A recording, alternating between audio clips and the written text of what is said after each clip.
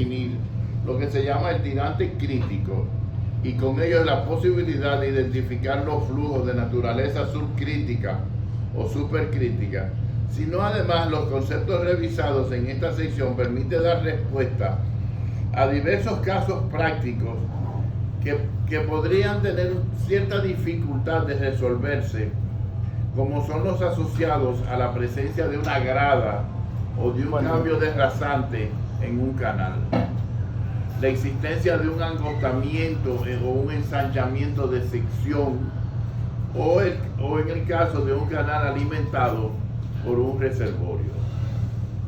Es decir, que nosotros vamos a poder resolver con la ecuación de la energía casos como estos que vienen, como nosotros vamos a ver ahí, donde de repente yo tengo un escalón, un canal que tiene, por así decirlo, un escalón hacia arriba y el tirante deja de tener el mismo tamaño, sino que yo varío a un tamaño diferente. O en el caso de que yo tenga una compuerta subterránea y que entonces el agua pase por debajo de la compuerta, como se ve en el caso 2. En el caso 1, cuando el fondo del canal tiene un pequeño aumento de elevación, o en el caso 2, para determinar la altura que yo voy a tener agua abajo de mi compuerta. Vamos a hablar primero del principio de energía. En un canal prismático, la energía total de cualquier línea de corriente que pase a través de una sección se define como la suma de las energías de la posición más la de la presión más la de la velocidad. Es decir, que la energía total va a ser igual a la energía de posición más la energía de la presión más la energía de la velocidad. Si en un canal que conduce agua tiene un tirante Y y consideramos una partícula M que lleva una velocidad V y queremos expresar sus tres formas de energía según la ecuación de Bernoulli y tomamos como eje de referencia el plano horizontal por debajo de la base del canal, vamos a tener lo siguiente. Donde P entre peso específico va a ser una altura, Z es una altura de carga y la velocidad al cuadrado sobre 2 es la altura o carga de velocidad. La suma de Z y presión entre peso específico es lo que se conoce como energía potencial o energía mecánica o de presión, y lo vamos a representar siempre por el tirante o la profundidad de agua en el canal, ya sea en metros o ya sea en pies. La energía cinética va a ser representada por la carga de velocidad del canal. Puede suceder que el agua circula a una velocidad V1 mucho mayor y con un tirante menor, pero en ambos casos la suma de la energía Y1 más la velocidad 1 al cuadrado sobre 12 es la misma. Entonces se dice que el contenido de energía específica de un canal será el mismo. La siguiente figura que vamos a ver nos muestra otra forma de la presencia de las tres energías existentes en el canal, y que la línea piezométrica, ¿se acuerdan de la línea piezométrica de canal, de tubería, verdad? Es exactamente, estamos hablando de lo mismo, que la línea piezométrica, el lugar geométrico de los extremos de los cementos Z y más el tirante, coinciden con la superficie libre del agua y su pendiente se llama gradiente hidráulico o línea de energía.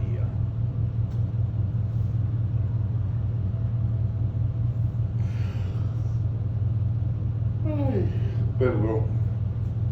En general, cada línea de corriente que pasa a través de una sección de canal tendrá una altura de velocidad diferente debido a la distribución no uniforme de velocidades en flujos reales.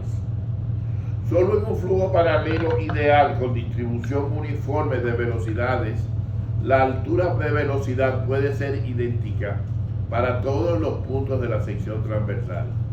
En el caso de flujo gradualmente variado, sin embargo, para propósitos prácticos puede suponerse que todas las alturas de la velocidad para todos los puntos de la sección van a ser iguales. Y con el fin de tener una distribución no uniforme de velocidades, puede utilizarse el coeficiente de energía para corregir dichos efectos. Luego, la energía total en una sección va a ser igual a Z1 más D1 coseno de alfa más la velocidad 1 al cuadrado sobre 2E. Y esto no es D1, perdón, eso es Y1.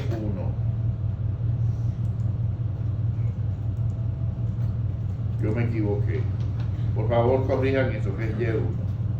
Y1 es la profundidad que yo voy a tener de la superficie de agua a lo largo de la sección del canal. Para una pendiente baja, θ igual a 0, la energía total de la sección, pues podemos decir que sea Z más Y más la velocidad al cuadrado sobre 2E. Si asumimos ahora que el eje de referencia pasa por la base del canal, entonces podemos decir que la energía en cualquier punto del canal va a ser igual a Y más la velocidad al cuadrado sobre 2E. Y esa es la ecuación que nosotros vamos a conocer como energía específica. La energía específica de un canal viene dada por el tirante más la velocidad al cuadrado sobre 2E.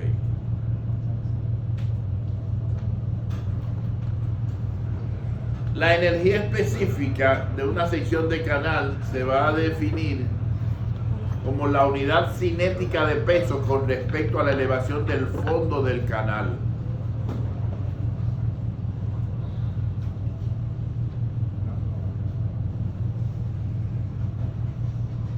Es decir, que la energía específica va a ser igual a Y más la velocidad al cuadrado sobre 2G. Otra manera de escribir esta ecuación y que se utiliza más que esta primera que hemos dado es la que me dice que la ecuación de la energía, la ecuación de la energía específica es igual a Y más el caudal al cuadrado partido 2 veces la gravedad por el área al cuadrado. Yo ahí lo único que estoy sustituyendo es que la velocidad al cuadrado la estoy poniendo entre caudal al cuadrado entre área al cuadrado.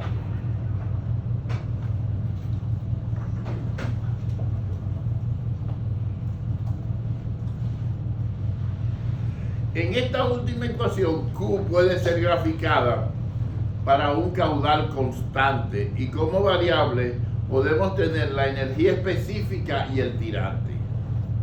Si colocamos en el eje de las abscisas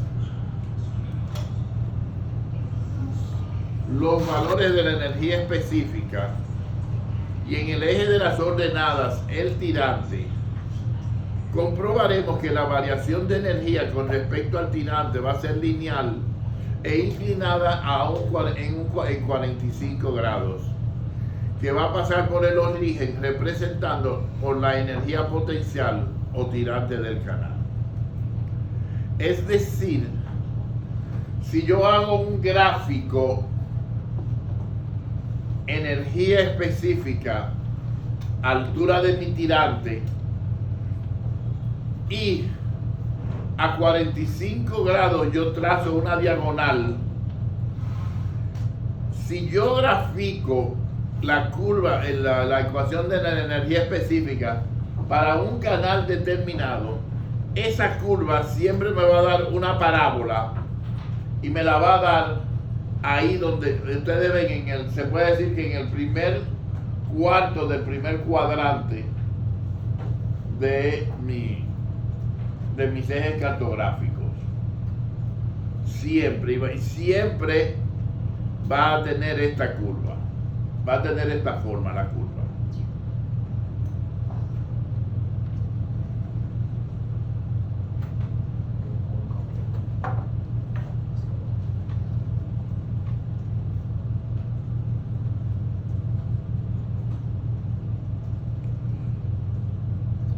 Si nosotros vemos, esta curva tiene dos ramas, una rama AC y otra rama BC. Si ustedes ven estas ramas AC y esta rama CB.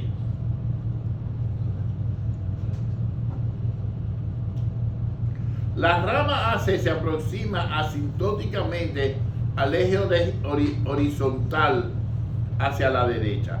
La rama BC se aproxima a la línea OD a medida que ésta se extiende. Es decir, ambas rectas, ambas curvas, la CA y la CB, se me van a volver asintóticas con respecto a la abscisa o con respecto a la diagonal que me corta mi cuadrante. Y al ser asintóticas, nunca se van a juntar, sino que se van a hacer paralelas.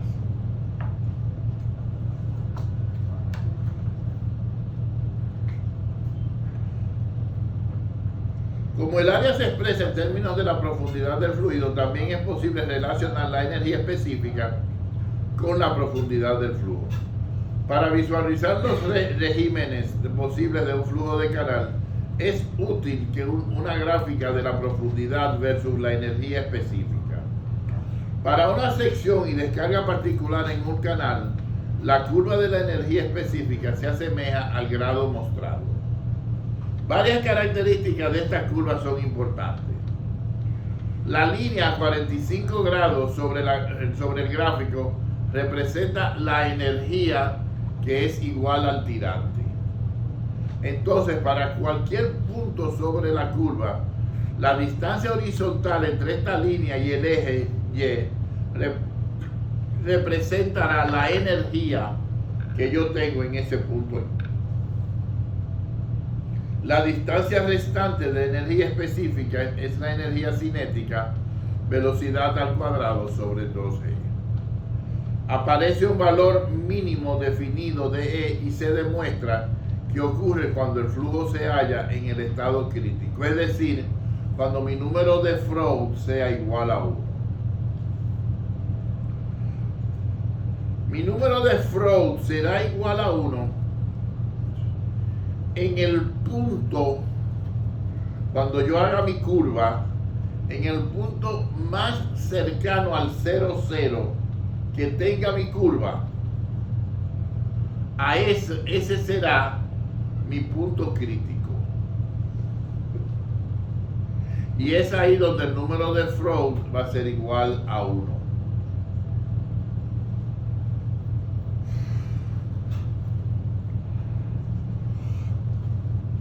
La profundidad correspondiente a la energía específica mínima entonces se denomina profundidad crítica.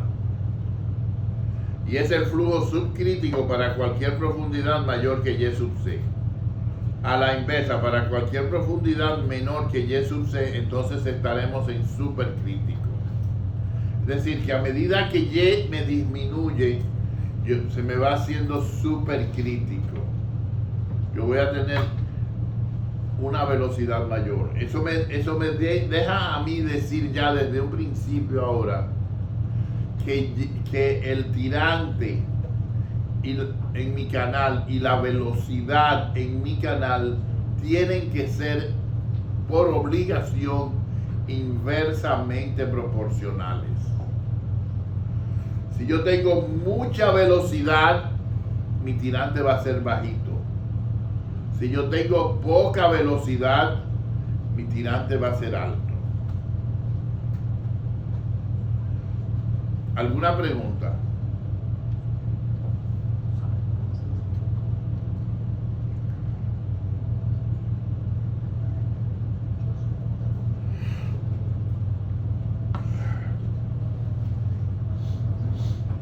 Aquí hay una tablita para las secciones críticas para calcular la energía total en base al caudal y que yo tenga.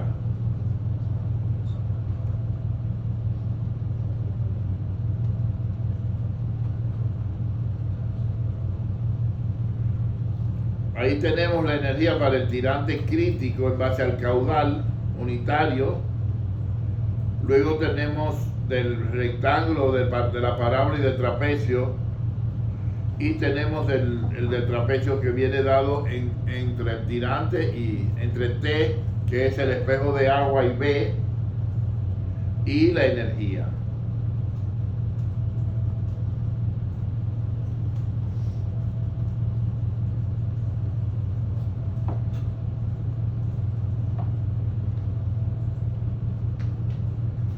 Veamos un ejemplo para que ustedes me entiendan de qué es lo que estamos hablando.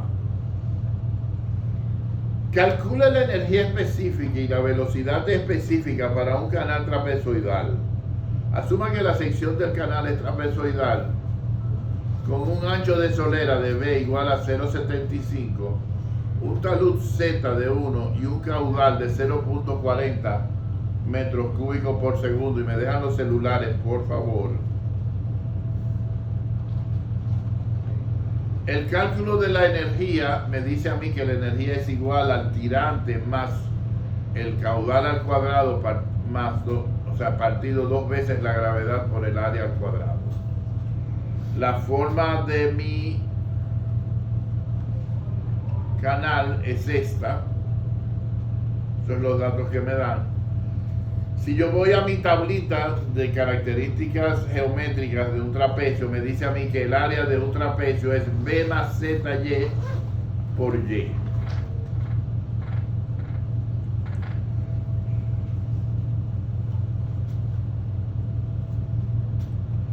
Donde me dice que la ecuación es igual a B más ZY.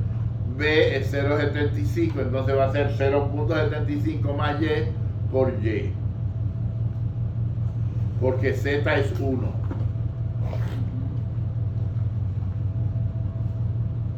Donde me queda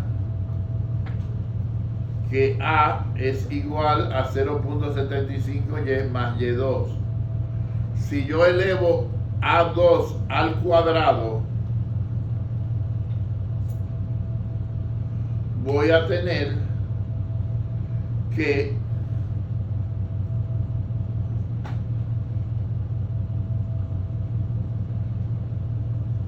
(0.75) al cuadrado más 2 veces 0.75 por A por estos dos más Y2 al cuadrado. Un binomio cuadrado perfecto yo tengo ahí. Para los que dicen que no se usa el binomio cuadrado perfecto que ustedes dieron en álgebra, ahí lo están usando ya. Y lo multiplico por 2G. Me va a dar a mí esta ecuación. 2G al cuadrado va a ser igual a 10.80 a 98.7 de Y cuadrado más 29.43 de Y más 19.62 Y a la cuarta.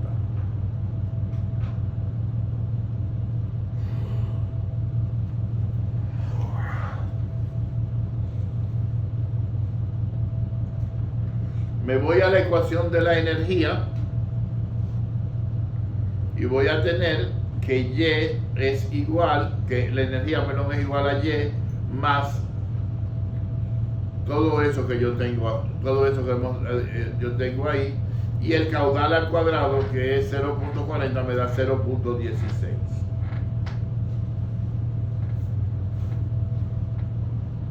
Entonces yo tengo una ecuación en función de la energía, del tirante y de la energía.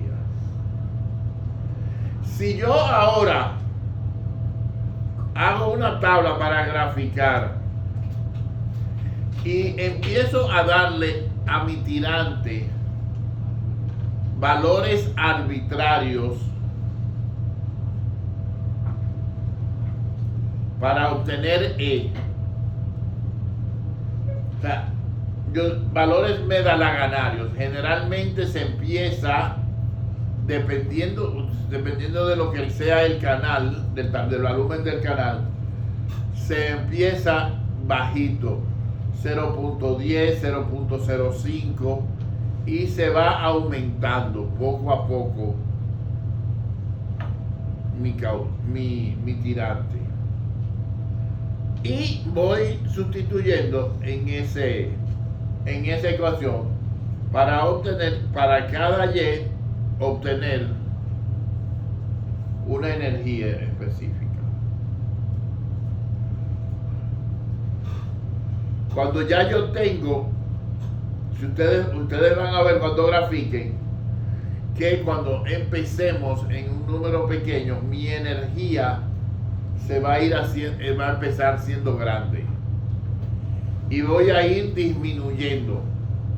A medida que voy aumentando mi tirante, mi energía va a ir disminuyendo.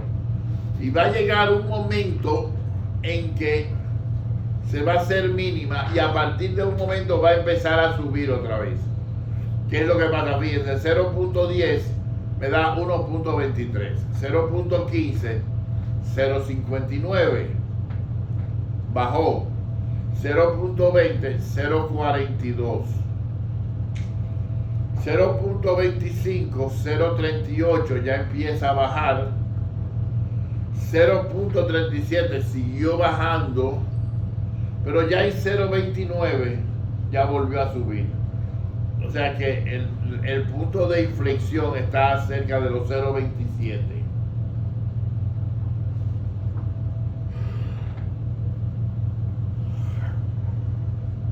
Y después bien 0.29 empieza a subir, 0.30 sigue subiendo hasta 1.75 que sigue subiendo.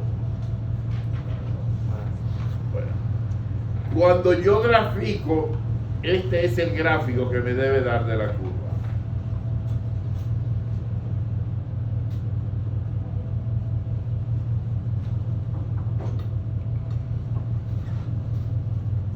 Ese es el gráfico que me debe dar de la curva. Y en el punto de inflexión de la curva, es decir, 0.27, ahí yo voy a tener la energía mínima y el tirante crítico, es decir, donde el número de Freud es 1.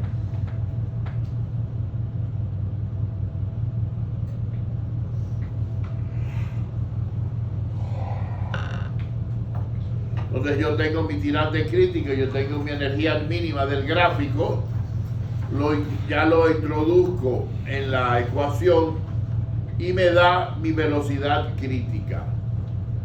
¿Qué tiene de importancia que yo sepa la velocidad crítica? Bueno, que a partir de ahí cualquier velocidad por debajo de 1.46 yo estoy en una velocidad subcrítica. Cuando yo hago mi tabla de Excel para hacer mi canal, cualquier ecuación que me dé por encima de 1.46, en este caso, bueno,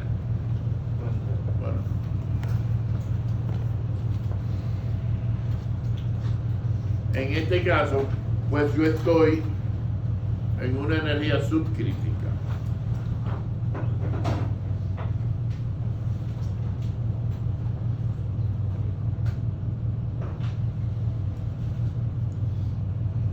Para el jueves, por favor,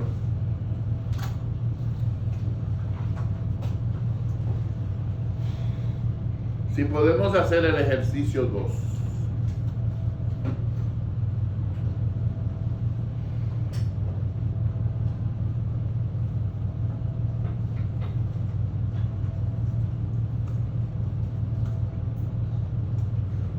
Como siempre les digo, el ejercicio 2 está hecho.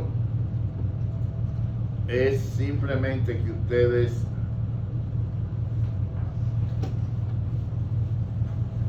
lo traten de resolver y vean si pueden hacerlo. Igualmente podríamos utilizar Excel. Igualmente pueden utilizar Excel. Como siempre les digo, si van a utilizar Excel, cuando hagan la impresión, que incluya las ecuaciones y las cosas que ustedes tienen dentro de su celda, porque yo no puedo leer un Excel impreso.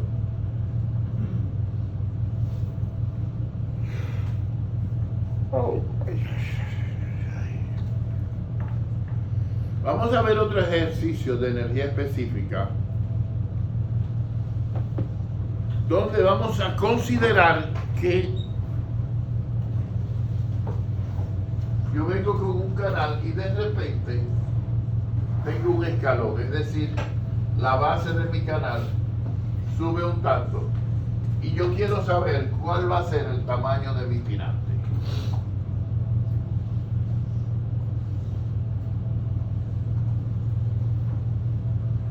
Antes de seguir adelante, noten una cosa, que a excepción de la energía crítica, que es el punto más extremo, cercano aquí, yo voy a tener dos energías para dos puntos de mi tirante crítico para cada energía. Cuando yo tenga una energía, yo siempre voy a poder tener dos tirantes, uno subcrítico y uno supercrítico.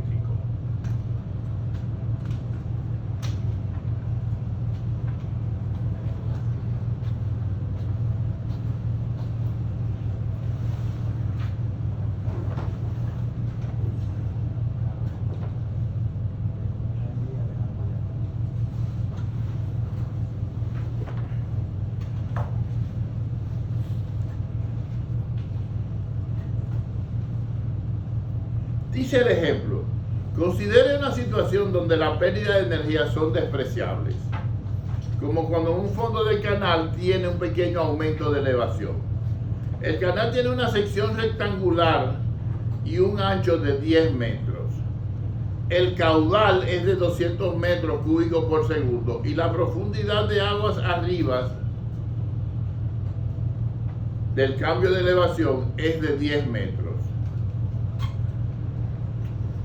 Si el cambio de elevación es de 1 metro, determine la profundidad aguas abajo después del cambio de elevación. Genéricamente hablando, o sea, sin hacer números, yo puedo, para ese gráfico, yo puedo hacer este dibujo. Fíjense que no tiene números, nada más tiene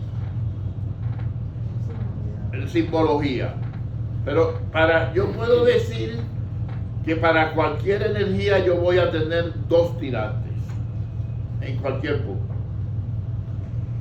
Yo puedo decir que yo voy a tener el punto 1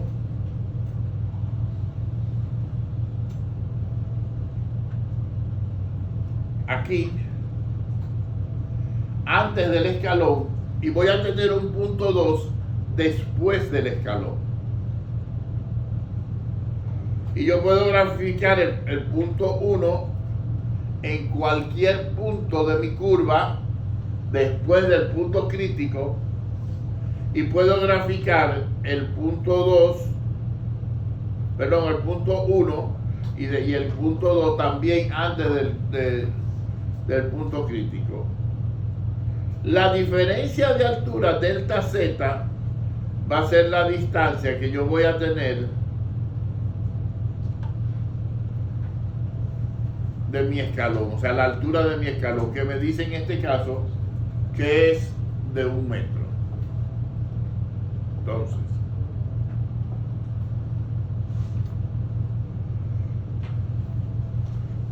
la energía en 2 por ley va a tener que ser la energía en 1 menos Z.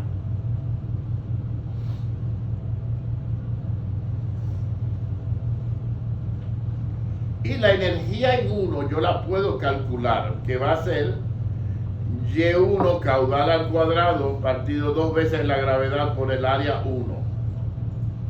Y yo calculo mi energía. Si no me entienden, me paran. Es decir, yo voy a calcular aquí, en este punto 1, cuál es la energía.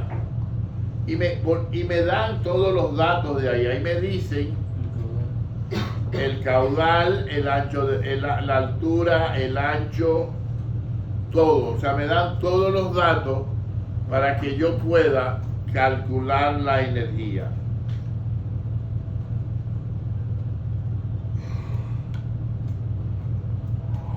Y me dice que la energía en 1 es 10.24. La energía en 2 va a ser la energía en 1 menos el escalón. Es decir, menos 1. Y la energía en 2 pues va a ser también la misma que la energía en 1, solo que para 2. Y yo lo que voy a tener ahí que despejar es Y2, porque es la que no conozco. Pero conozco la energía, conozco el caudal, conozco el área.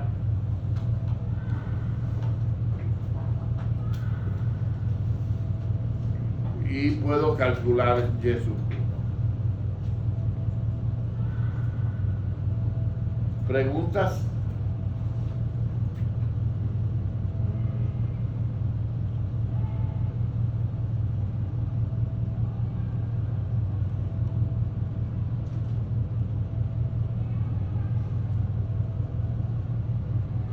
Para el jueves, el ejercicio 4, que a propósito es la práctica del viernes. Pero la de viernes de canal. A la primera. Y acuérdense que la semana pasada no hubo canal. Y nosotros no vamos para resalto ahora, ya nosotros no dimos canales. No, la tocaba el viernes Esa es la primera pasado y práctica se de- vieron que hacer. Ah, bueno, pues entonces no, esa es la del otro viernes, está bien. La de la semana 10, la última.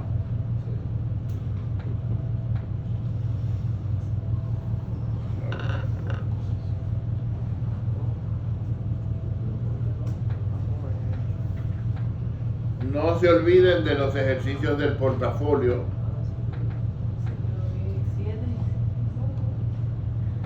Son 7 ejercicios. ¿Para qué fecha el portafolio, perdón, profesor? Todavía no lo hemos dicho, pero es en la semana 11. Al domingo de la Debería. No, que tiene problema soy yo, si es para el domingo de la 11. Porque no le puedo dar para el martes de la 12 su nota.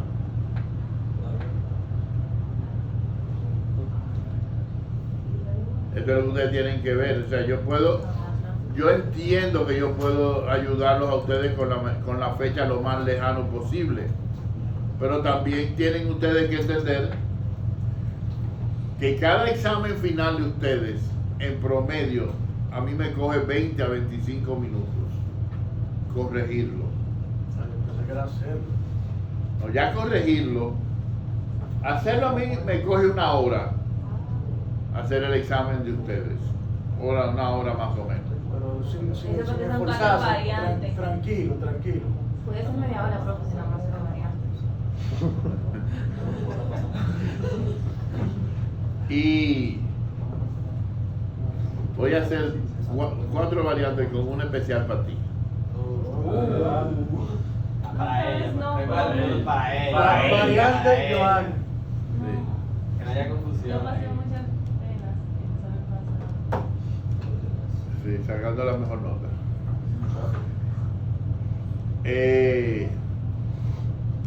Pero corrigiendo, yo me tardo en promedio 25 minutos con cada uno de ustedes.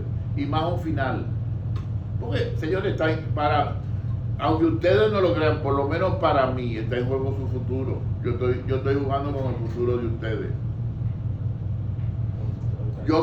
Si yo voy a quemarlo a uno de ustedes, yo quiero estar consciente de que ustedes se quemaron. De que no es un error mío. Puede suceder. Y me ha sucedido.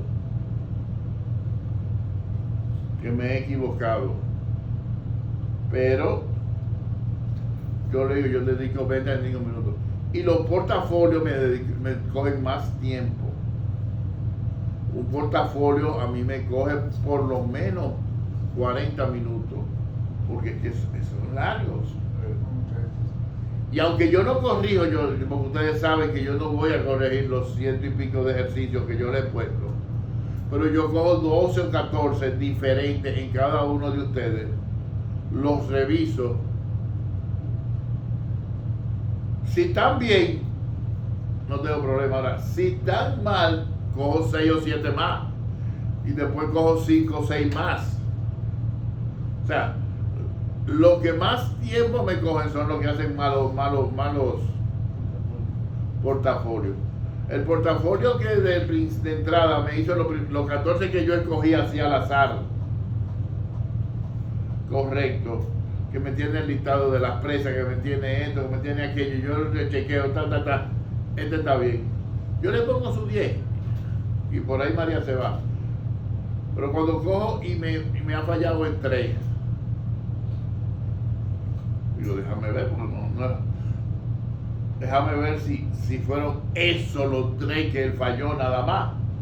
Y yo de chepa se los cogí, cojo 7 u 8.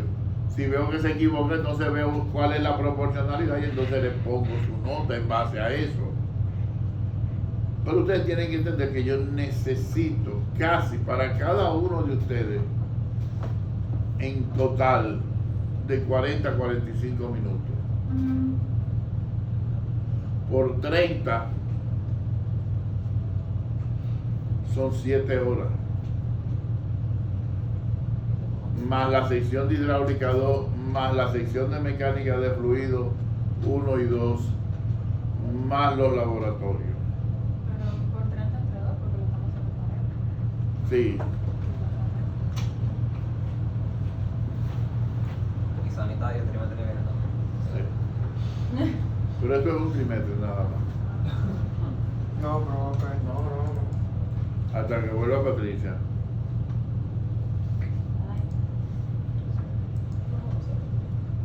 Porque además las autoridades no quieren que yo dé más materia. ¿Por qué? ¿Cómo se dio experiencia previa? Hay gente que tiene que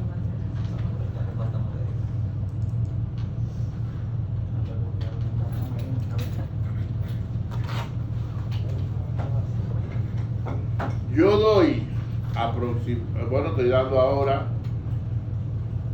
4 secciones de teoría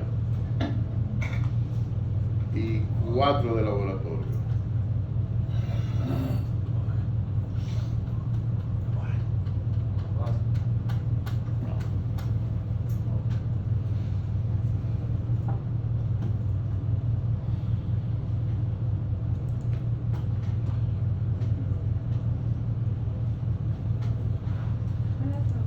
Miren, en la presentación que está en su aula virtual, ese ejercicio está resuelto.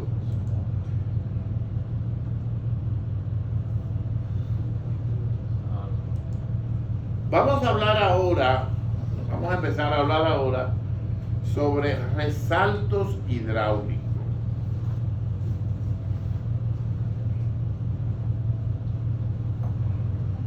Se define un resalto hidráulico como el fenómeno en el cual una corriente líquida que va a gran velocidad en flujo supercrítico bajo ciertas condiciones pasa de momento abrupto a un flujo subcrítico. Y esto sucede, y esto viene dado con una elevación de la superficie libre. Acuérdense que dijimos que la velocidad y el tirante son inversamente proporcional. Si yo vengo con un canal con una velocidad muy alta y en supercrítico y de repente choca y se me eleva y la velocidad se reduce, eso va a significar que el tirante se va a elevar.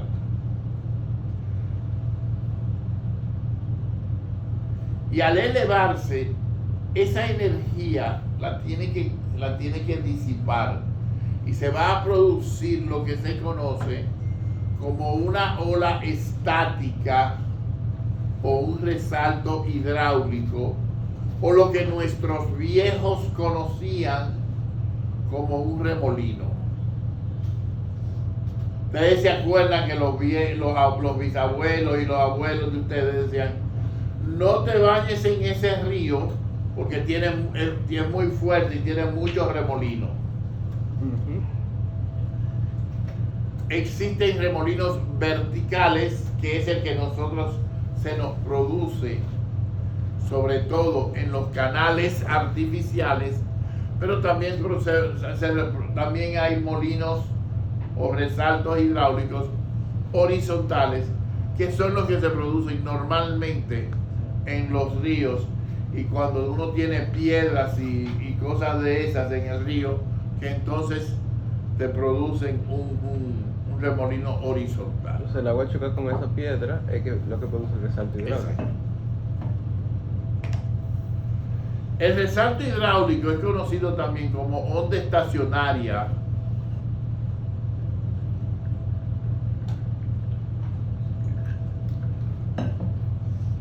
Y un resalto hidráulico se produce cuando un flujo de agua que viaja a régimen supercrítico choca con una masa de agua que fluye a régimen subcrítico. El resalto hidráulico es un fenómeno que se presenta exclusivamente en los canales y en los vertederos. Cuando un flujo de agua que viaja en régimen supercrítico choca o alcanza una masa de agua que fluye en un régimen subcrítico, presentándose abruptamente el cambio de régimen acompañado de una gran turbulencia, disipando energía y realizando inclusive una inclusión de aire en la masa líquida. Fíjense, imagínense que nosotros tengamos un canal que viene bajando de la montaña fuertemente, y yo voy a tener una velocidad sumamente fuerte, y el siguiente tramo que yo tengo ya es en el llano, y yo tuve que darle un 1%, porque era totalmente horizontal, y yo lo bajé un chin.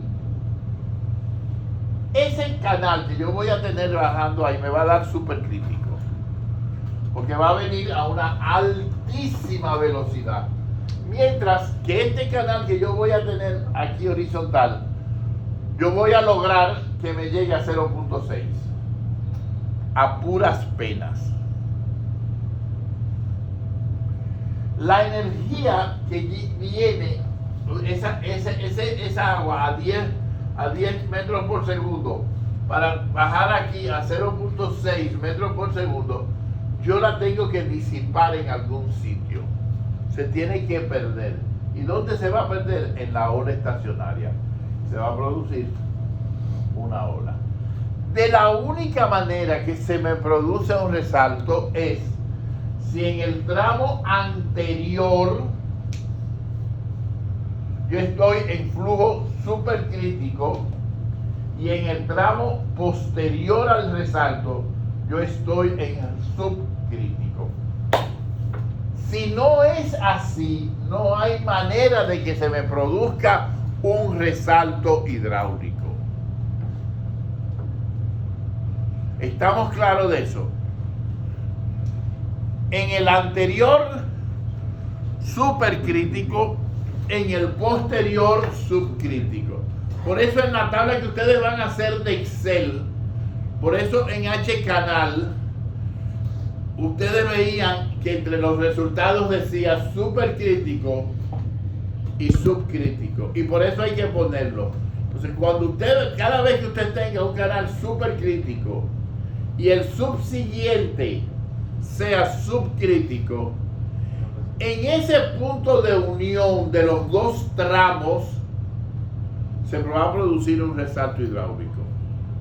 Y ahí ustedes lo deben de marcar en su perfil longitudinal RH1, RH2, RHN. Cada vez supercrítico, subcrítico, hay un resalto hidráulico.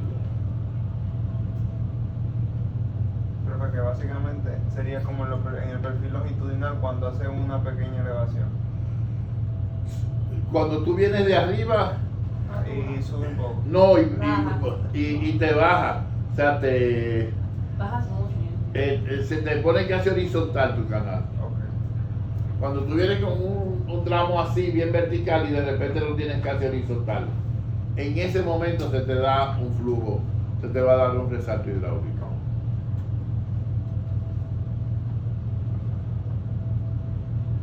Para que un resalto hidráulico realmente se produzca, es necesario que los dos tirantes conjugados que lo acompañan, el menor y el mayor, sean de diferentes régimen crítico.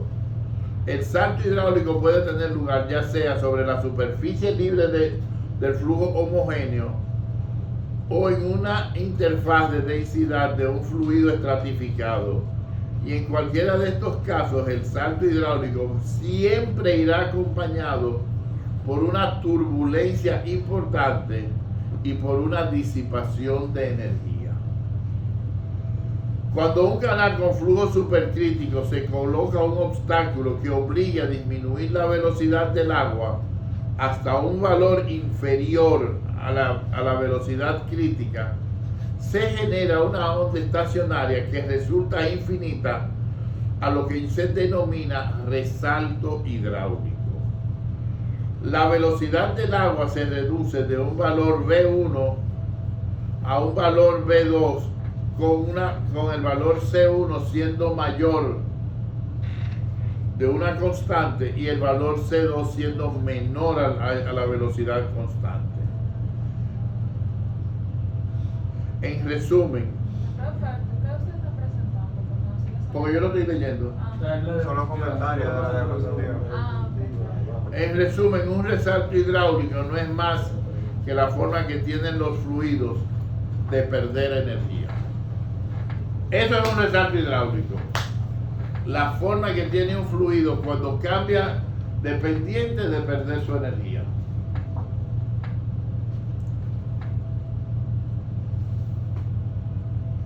Un resalto hidráulico puede tener tanto consecuencias positivas como negativas. Como positiva podemos utilizarla en el control de flujos hidráulicos y es frecuente el diseño de estructuras disipadoras de energía. Los disipadores de energía tienen aplicaciones prácticas importantes en el diseño de las obras hidráulicas y entre otras un resalto disipa la energía del agua que fluye sobre la presa, sobre la esclusa en un canal vertedero y otras estructuras hidráulicas para que de esta manera se prevenga la socavación de aguas debajo de las diferentes estructuras. Un diseño correcto haría que ocurra un resalto hidráulico como se muestra aquí en la profundidad del flujo y cambia abruptamente de un tirante Y1 a un tirante Y3.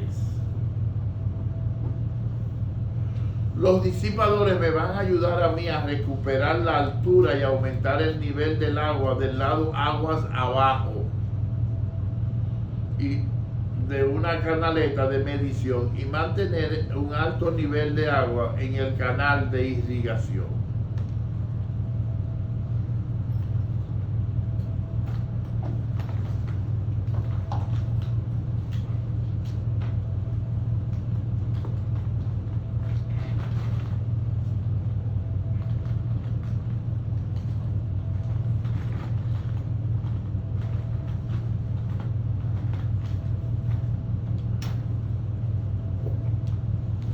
¿A qué llamamos un tanque disipador?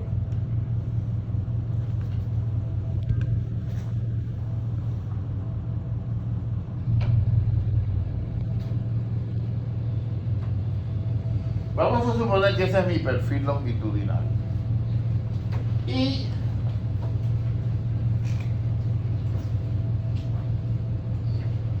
yo voy a venir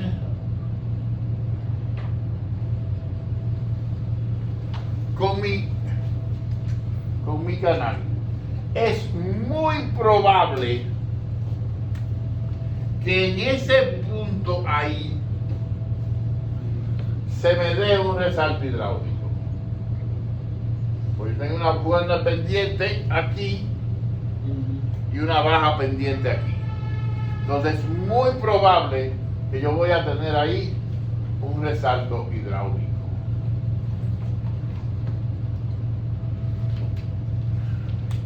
La mejor forma de hacer un disipador, vamos a suponer que yo tengo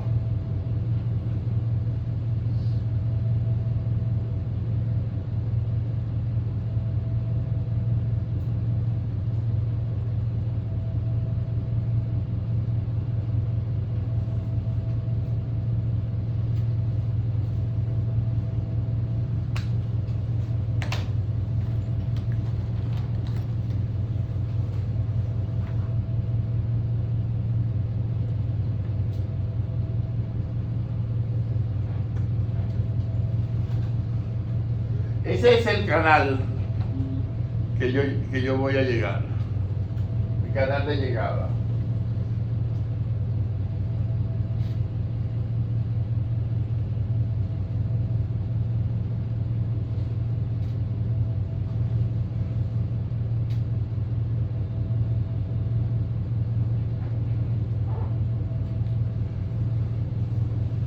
Y mi canal de salida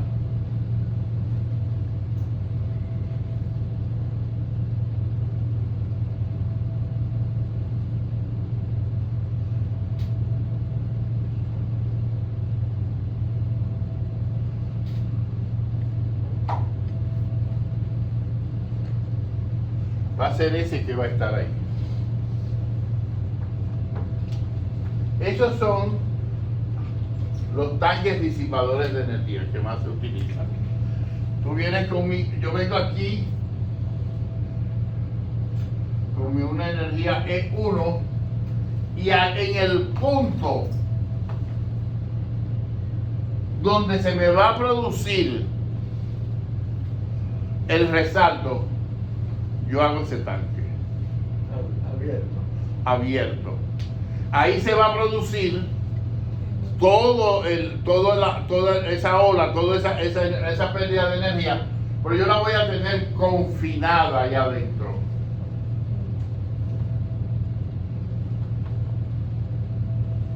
Yo la voy a tener ahí adentro confinada, de manera de que no me le haga daño a mis canales ni me socave el terreno alrededor, que es el peligro.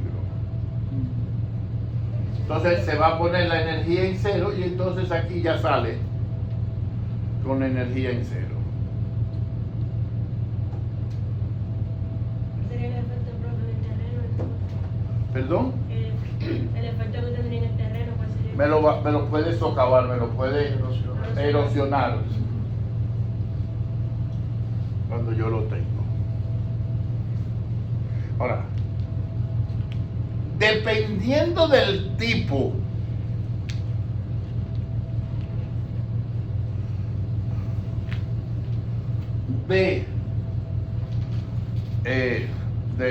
ahí se me fue la palabra, de resalto hidráulico que yo tenga, yo voy a tener que calcularle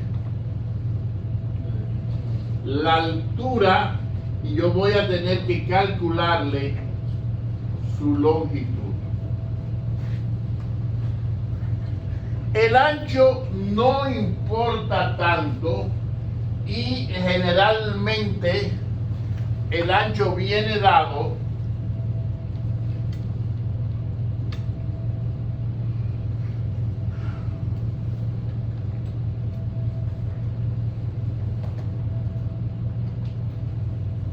por el ancho total del canal arriba. Un ancho para acá, un ancho para allá y ya está.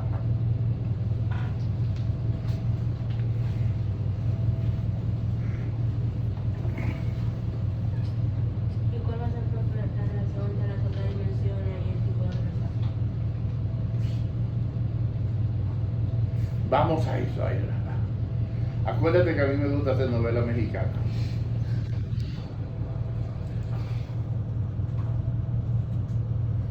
De un resalto hidráulico como pueden resultar dos beneficios. La velocidad de flujo disminuye de forma sustancial, lo que baja la tendencia del flujo a erosionar el fondo de la corriente, y en el salto se disipa una gran parte del exceso de energía que contiene el flujo a velocidad alta. Esta disipación de energía se da porque en el resalto el flujo es turbulento en extremo. Del lado negativo tenemos que las paredes del resalto se producen cuando los canales de riego ya que ocasionan erosión en las paredes del canal. Vamos a hablar ahora sobre los cálculos del resalto hidráulico. El resalto hidráulico es el ascenso brusco de un nivel de agua que representa en un canal abierto a consecuencias del retardo que sufre una corriente de agua que fluye a elevada velocidad. Este fenómeno presenta un estado de fuerza en equilibrio en el que tiene lugar un cambio violento de régimen de flujo, de supercrítico a subcrítico. Esto involucra una pérdida de energía relativamente grande mediante la disipación en el cuerpo turbulento del agua que va a estar dentro del resalto. En consecuencia, el contenido de energía en el flujo después del resalto será apreciablemente menor que en el que está antes del mismo resalto. La profundidad del resalto es siempre menor que la profundidad después del resalto. O sea, Y1 siempre va a ser más pequeño que Y2. Siendo Y1 antes del resalto y siendo Y2 después del resalto. El tirante Y1 siempre será menor antes del resalto que el tirante Y2 después del resalto. La profundidad antes del resalto se le conoce como profundidad inicial, y a la profundidad al tirante después del resalto se le conoce como profundidad secuente, y generalmente la profundidad inicial se le da Y1, se le da la marca Y1, y al secuente se coloca como Y2.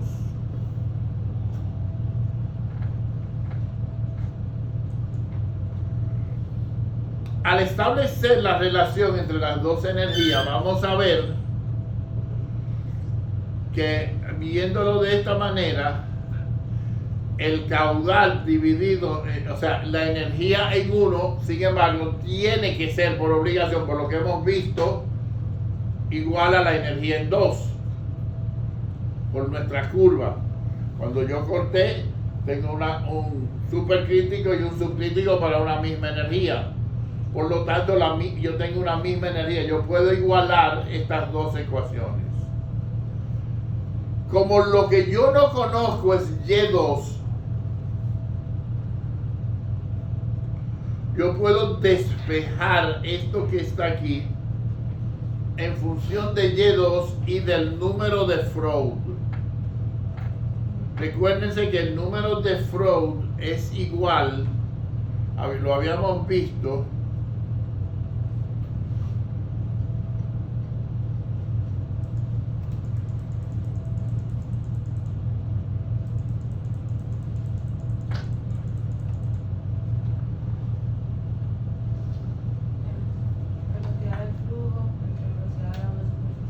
exacto, pero quiero ponerlo aquí para que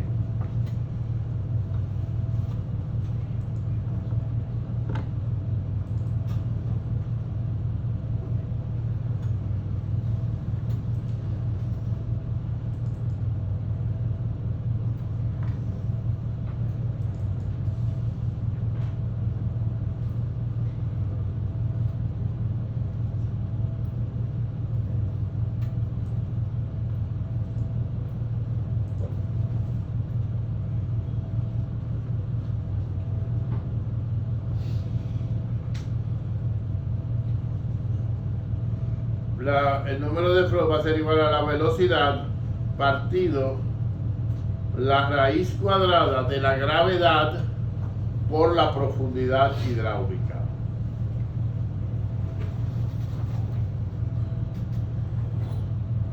Entonces, lo primero que yo voy a hacer, o lo primero que yo debo hacer es calcular el número de Freud. Ustedes van a tener la suerte que H canal ya eso se lo da.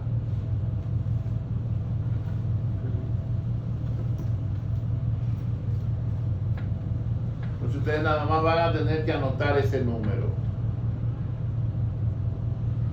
Si mi número de Freud es mayor de 1, supercrítico.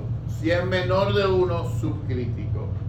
Por lo tanto, yo siempre lo que voy a buscar cuando yo vaya a ver resalto hidráulico, lo que yo voy a marcar son todos los supercríticos. Inmediatamente después, el tramo inmediatamente después sea subcrítico. Si el tramo inmediatamente después sigue siendo supercrítico, no hay resalto hidráulico. O si yo tengo, supercrítico, supercrítico, supercrítico, supercrítico, supercrítico, no hay resalto hidráulico. Subcrítico, subcrítico, subcrítico, subcrítico, no hay resalto hidráulico. Subcrítico, supercrítico, no hay resalto hidráulico. Supercrítico, subcrítico, hay resalto hidráulico.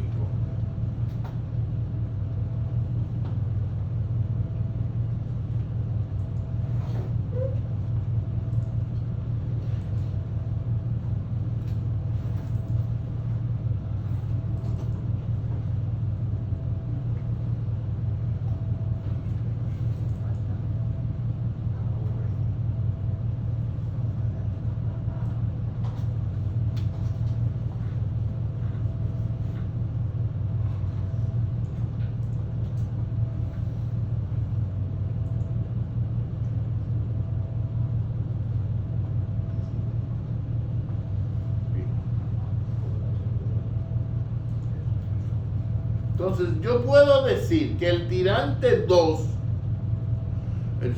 el secuente, el midurante secuente va a ser igual al tirante primario dividido entre 2, multiplicado eso, la raíz cuadrada de 1 más 8 veces el número de f al cuadrado, esa raíz cuadrada a la menos 1. Donde el número de Freud va a ser igual a la velocidad partido la raíz cuadrada de la gravedad, y si mi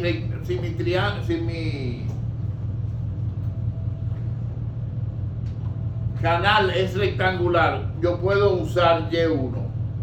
Si mi canal no es rectangular, tengo que usar la profundidad hidráulica. Hay una forma más fácil de hacerla.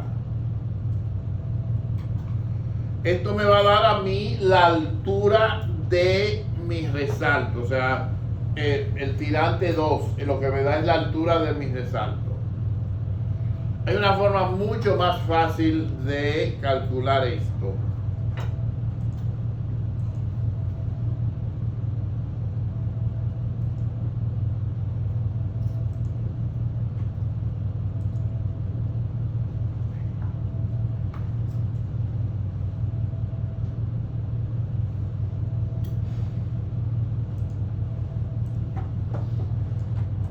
Que es con esa tablita que ustedes deben de tenerla para su examen, tanto para el de teoría como para el de laboratorio, En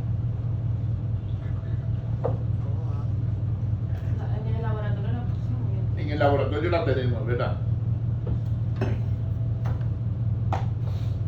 Fíjense, lo primero que ustedes van a hacer es calcular el número de Freud. Si es menos de 1, ¿qué le pasa? Entonces, y si es subcrítico,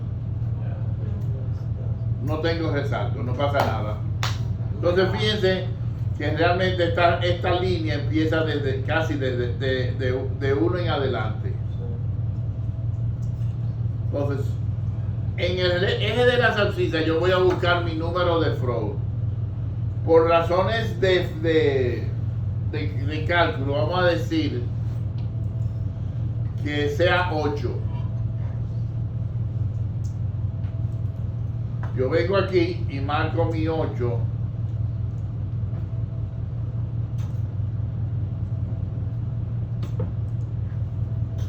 En la línea. Y a donde me corta esa línea,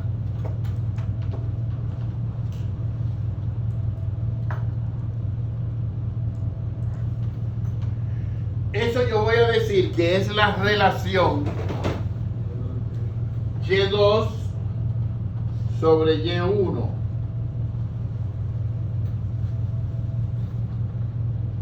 Vamos a decir por cuestiones de facilidad que eso es 11. Entonces, Y2 va a ser igual a 11 veces Y1.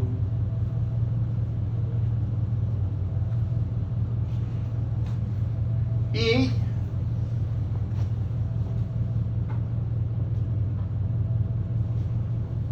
esto va a ser igual a mi Y2.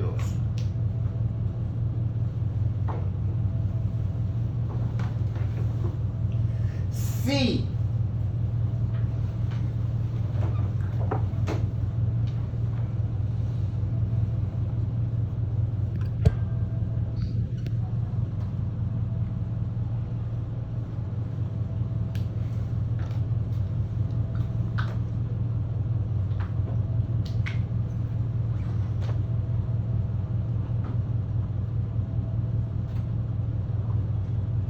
Si esta H de mi canal es mayor que Y2, entonces no necesito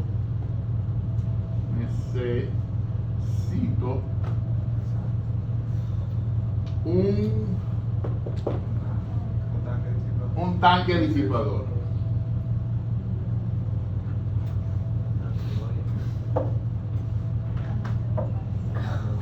¿Por qué?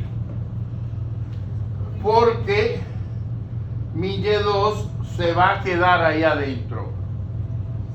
Ahora, si Y2 es mayor que HH, entonces yo sí necesito un tanque disipador.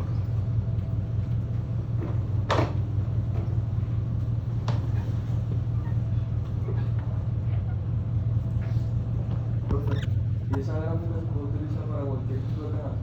O sea, Para cualquier tipo de canal. Para cualquier tipo de canal.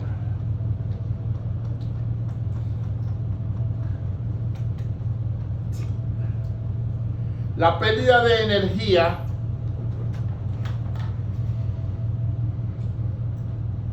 va a ser igual, o sea, al diferencial de energía que viene siendo dado por esta ecuación, Y2 menos Y1 al cubo, partido 4 veces Y1 por Y2. Una vez ya yo tenga Y1 y Y2, ya yo puedo calcular la pérdida de energía que voy a tener. Voy a volver a tipos de resalto después de esto.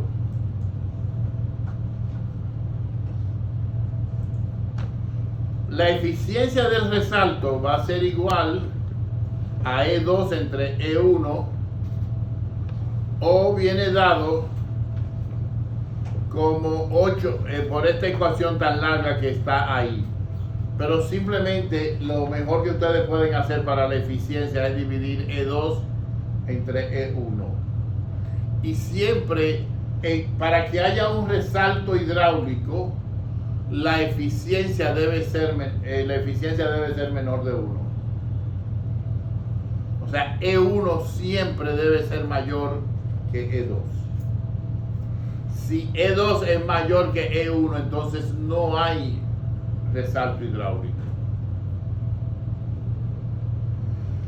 Y la altura del resalto, otra vez lo vamos a hacer por medio de una tablita.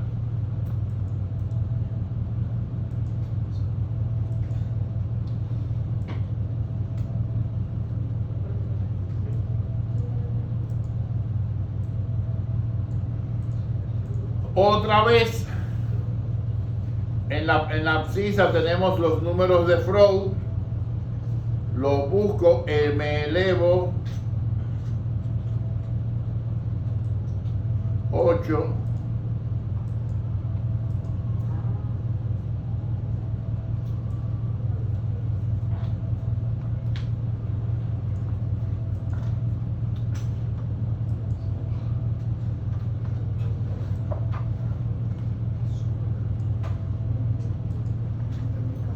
Y me va a quedar que L sobre Y1 es igual al número que me va a dar en la ordenada. Vamos a decir 625, 650 casi, que L va a ser 6.5 veces Y1. Y esa será mi longitud de mi caja disipadora.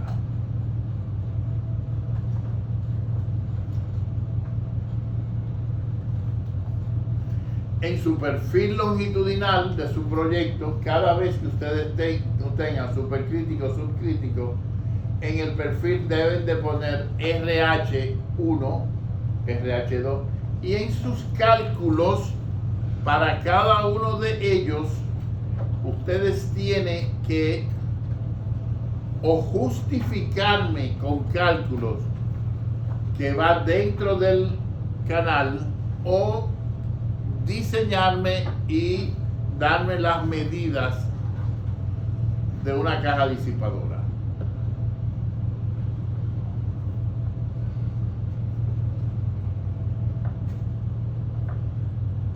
¿Preguntas? Eso en caso de que tengamos. En caso de que tenga. Que yo me cuidé de que tenga. Ah, bueno.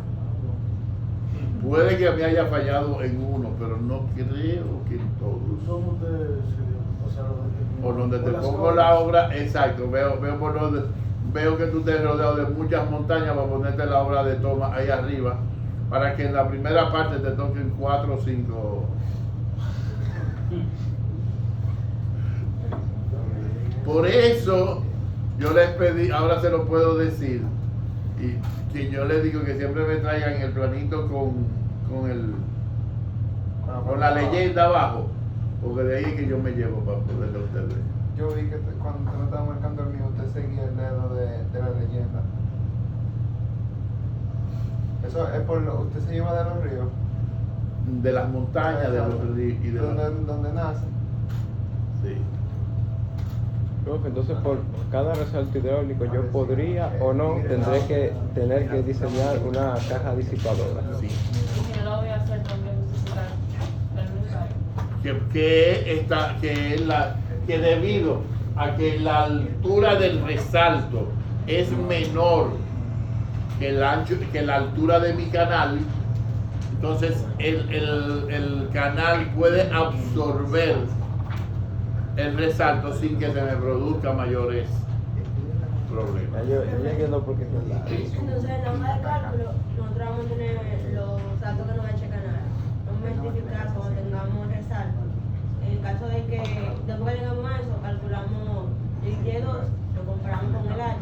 Si es mayor, ahí sí podemos. Entonces, tenemos que marcarle cuál resalto llevan un disipador, cuál no, y calcularlo de lo que lleva. Exactamente. Vamos a ver. Me voy a ir a H canales. Tirante normal, trapezoidal. Vamos a hacerlo rectangular. 212. El ancho de la solera 1.25. La rugosidad 0.017 y la pendiente 0.005. Calcular.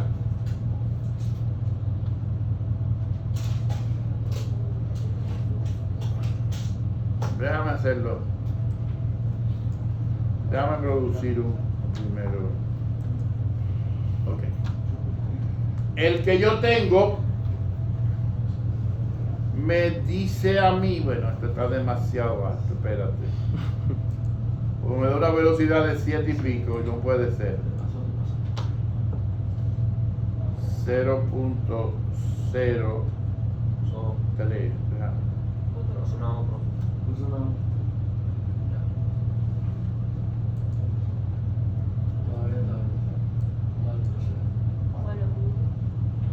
A eso voy. Ahí está. Pero ahora el número del Freud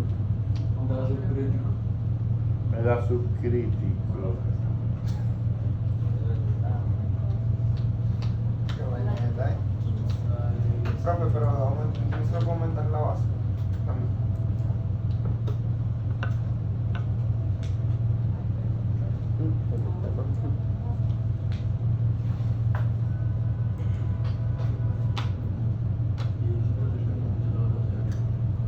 Si no pone enredo.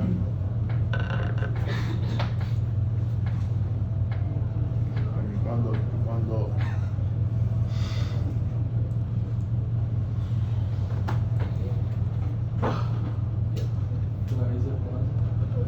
ahí me paso.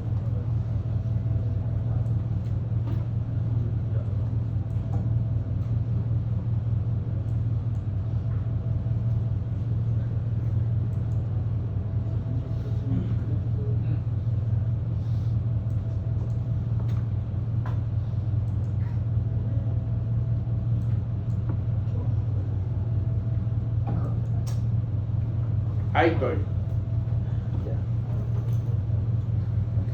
Yo vengo con eso. Es mi tramo número 88. Y yo he puesto tirante 1.79, área hidráulica, espejo de agua, el número de flow 1.06. Por lo tanto es súper crítico. Perímetro mojado, radio hidráulico, velocidad y energía específica. Esa es la energía que yo tengo ahí, E1. Ese es mi E1 en ese caso. ¿Ok? Entonces, en el siguiente, la pendiente. Ya.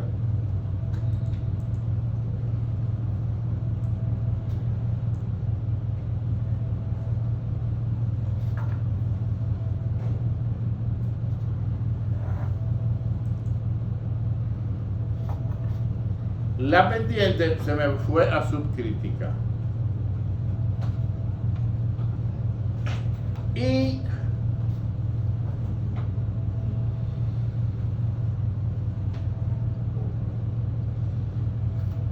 el tirante es de 4.52, es subcrítico, energía específica 4.68, la velocidad.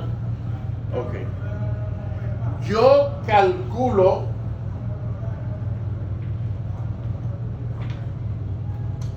veamos, ¿cuánto fue? Dígame el tirante anterior, ¿cuánto fue? 1.79.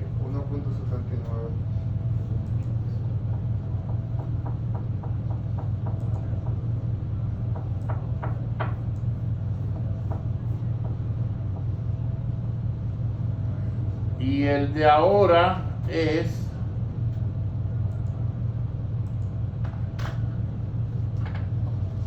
4.52 entre 1.79. ¿Cuánto da eso?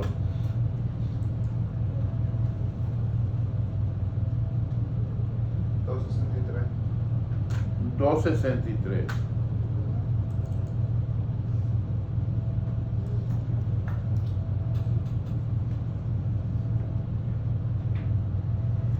Yo estoy diciendo que esos son 2.63 ahí.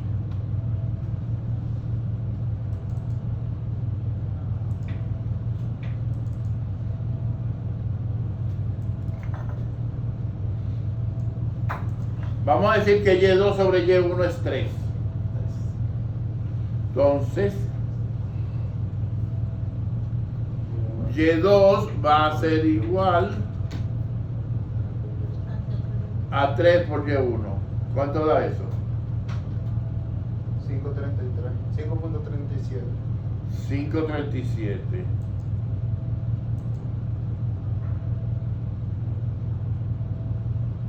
que es mayor que 4.52. Por lo tanto, tengo que hacer una caja disipadora.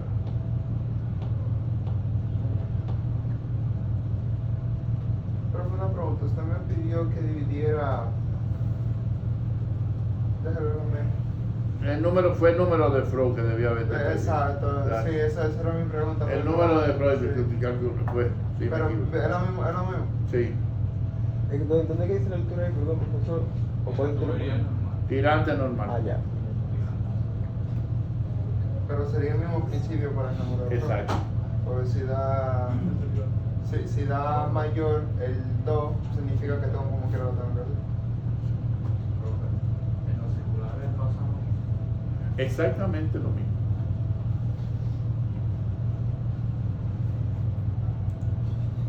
Profe, pero la L que usted buscó por la gráfica va a ser la misma L que tendrá el tanque disipador. Exacto.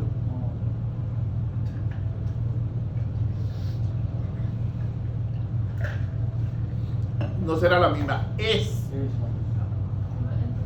Entonces, Es. esta H sería en H canales tirante normal. Ese es tu tirante más tu borde libre. Tu tirante más tu borde libre. O sea, esto lo vamos a hacer después que ya tú tengas diseñado tu perfil longitudinal, tu perfil transversal. Ya tú tienes tu H, o sea, tu tirante máximo y tu borde libre. Si Y2 te da mayor, entonces tú tienes que hacer un tanque disipador. Si te da menor, no lo tienes que hacer. ¿Entendiste? Y con el tirante y con el circular, mira.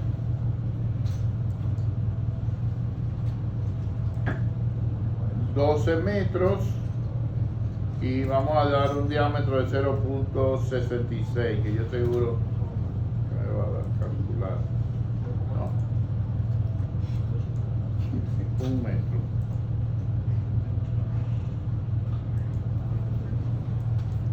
$2 metros. Creo que era 2.5. 2.5. Ah, no, pero ya decía el diablo. Ya.